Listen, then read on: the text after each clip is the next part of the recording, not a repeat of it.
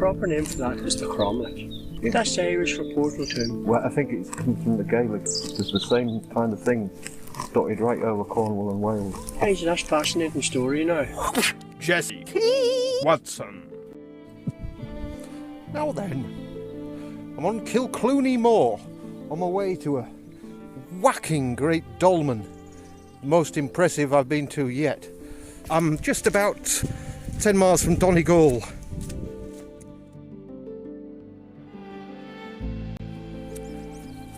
It was a very nice surprise how well my last video did, and to say a thanks to those new subscribers and those who are supporting my little channel. Thought I'd improve my get-up, proper Indiana Jones Yorkshire style. Stitched it up myself, and I've got rid of them flipping sandals. Got some proper hobnail boots on job. Oh, aye. So thanks very much for that. Aye, it made my day.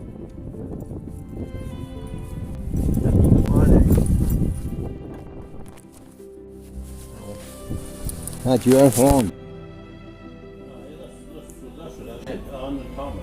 Yeah. Rory's on it. And then Nuala. Yeah, I mean, Nuala's And back. then the Rory and Vikings. No, last. Last. Oh, you're on the last. Oh, sorry. I'm sorry. Over in that direction, those mountains are on the other side of the bay.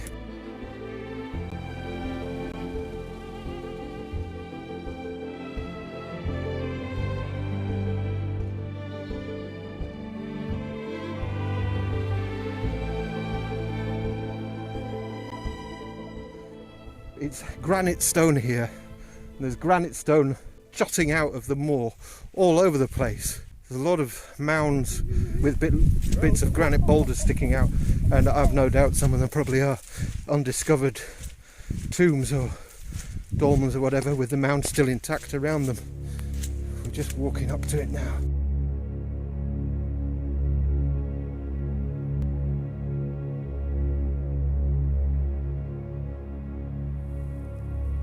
My family, like, him here or whatever, I don't know.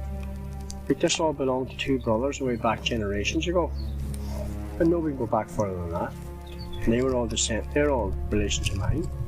Like, you know, when you think about it, like, I can go back, alright, there's records there, I can go back over 100 years, like. Yeah.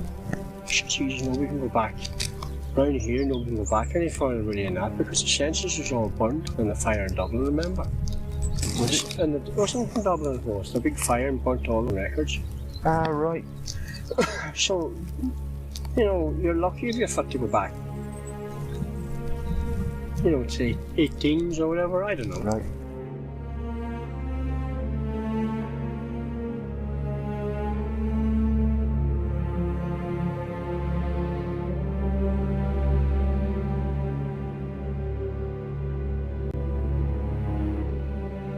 It is like a finger pointing away to the moon. Don't concentrate on the finger or you will miss all that heavenly glory.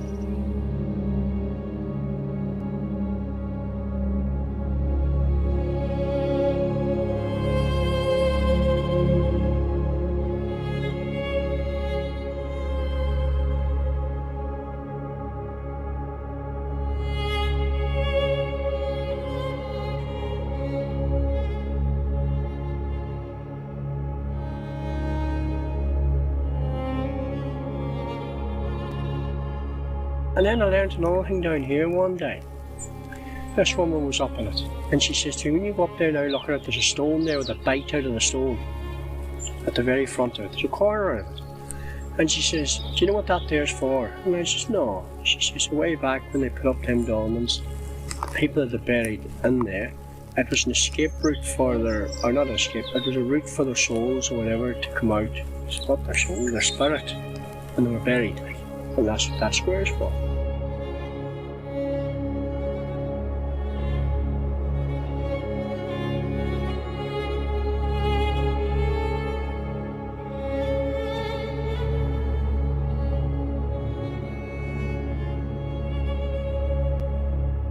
You in the last generation now? No, I'll be the second. So there's still another generation after you? In theory.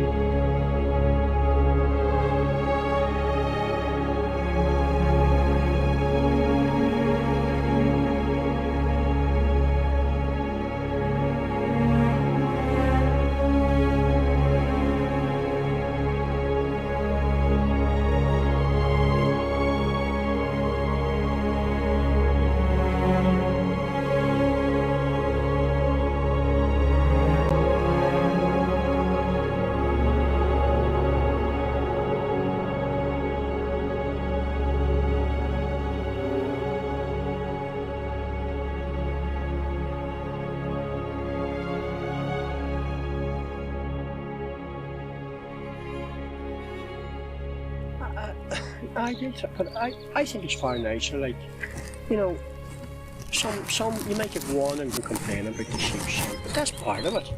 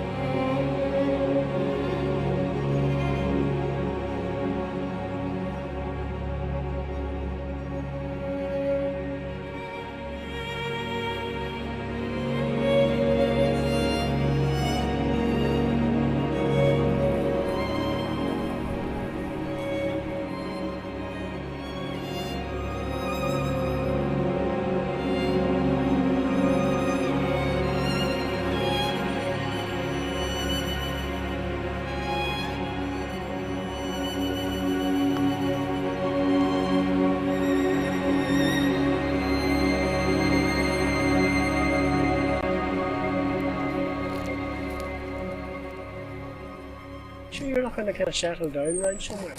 Yeah, I think it might be time to let that go. And steer up the top of the hill up yonder, out the back.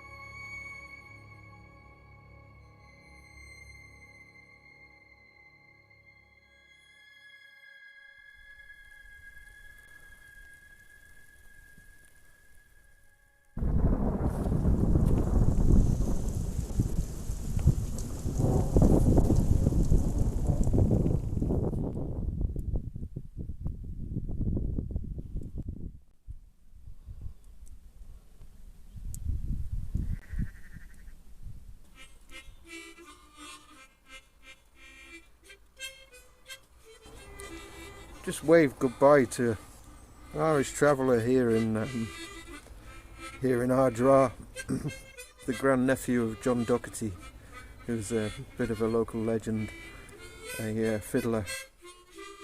When we had the clans system here in this country of ours, when we had the O'Donnells and the O'Neills and the Maguires and so forth and so on, each family had their own tradesmen.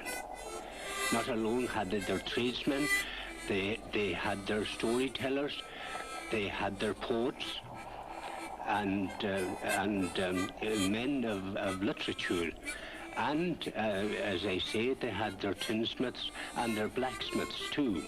When these families were broken up, say, it started off here after the Battle of Kinsale after 1607, and the O'Donnells, as you know, and the O'Neills left. Most of these tradesmen went on the road. And John Doherty and his family were offsprings of these tradesmen, and good tradesmen they were.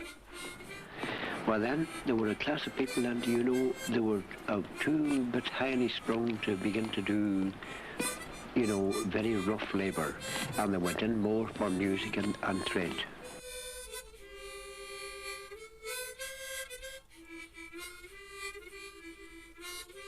Here he is to play you out, the nephew of John Doherty, the grandnephew, in a lay-by in Ardra. There you go, real McCoy.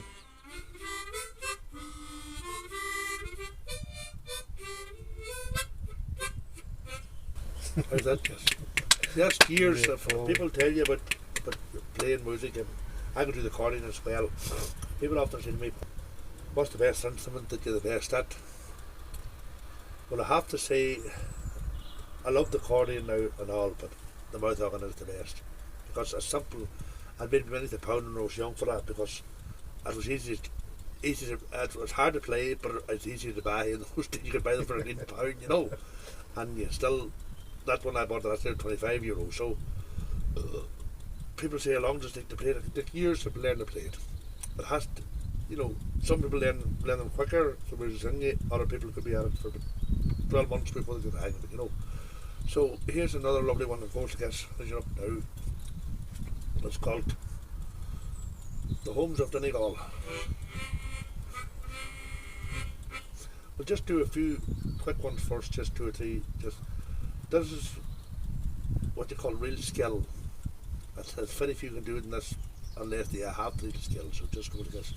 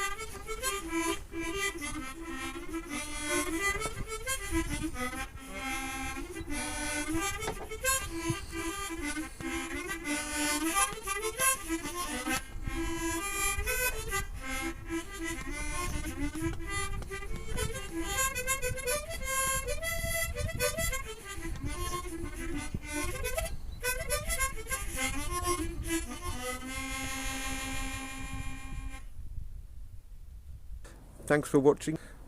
Do all that YouTubey stuff. Click the bell, by the way. All notifications. Use that. Yeah. Oof. That's and I'm left me so happy. Such a nice fella. There we go. Take it easy, dudes. Stay dangerous. Cheerio. Bye.